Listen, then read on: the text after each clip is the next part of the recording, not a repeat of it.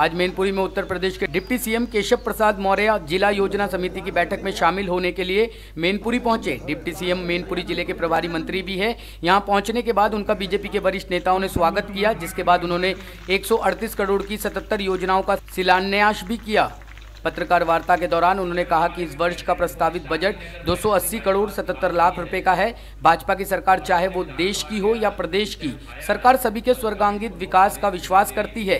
प्रदेश के सभी 75 जिलों में हम अभियान चलाकर विकास का काम कर रहे हैं, किंतु समाजवादी सरकार में ऐसा नहीं होता था। आज भाजपा की सरकार में मैनपुरी का भी विकास उसी तरह हो रहा है जब प्रदेश में भाजपा की सरकार है और सांसद मुलायम सिंह यादव है।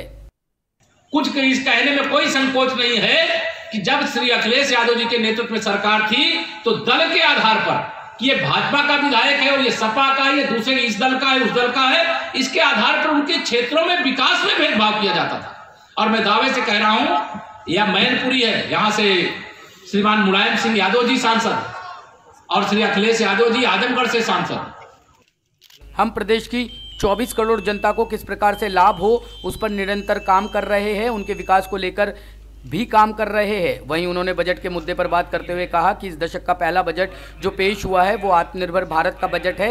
इसमें सभी प्रकार के विकास कार्य होंगे। इस बार 138% बजट में बढ़ोतरी की गई है। कोरोना के बाद देश में स्वास्थ्य के क्षेत्र में भी काम करने की जरूरत महसूस हुई है, जिसके बाद हमने 35,000 करोड़ रुपए का बजट कोरोना के लिए दिया।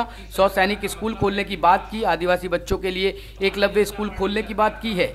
आज हमने मैनपुरी में 138 करोड़ रुपए की 77 योजनाओं का शिलान्यास किया है। वहीं किसानों के द्वारा लगातार आंदोलन किए जाने के प्रश्न पर उन्होंने कहा कि मात्र 1% किसान ही धरने पर बैठा है। हम किसानों के विरोधी नहीं हैं। किसान आंदोलन की आड़ में विरोधी अपना काम कर रहे हैं। विरोधियों के पास अब कोई मुद्दा नहीं बचा है, इसलिए ये लोग केवल अपनी राजनीतिक जमीन तलाशने का काम कर रहे हैं। जब प्रदेश में सरकार बन गई, जब डबल इंजन की सरकार बन गई, केंद्र में भी हमारी सरकार और प्रदेश में भी हमारी सरकार, केंद्र में भी प्रचंड बहुमत की सरकार और प्रदेश में भी प्रचंड बहुमत की सरकार, तो विकास की रफ्तार इतनी तेज गति से आगे बढ़ी। और जो विकास हो रहा था, आप मैनपुरी के लोग तो भली प्रकार से जानते होंगे, विकास सभी क्षेत्रों में हुआ, सर्वांगीण विकास हुआ है। कोई वर्ग ऐसा नहीं जिसको छोड़ने का काम किया गया हो।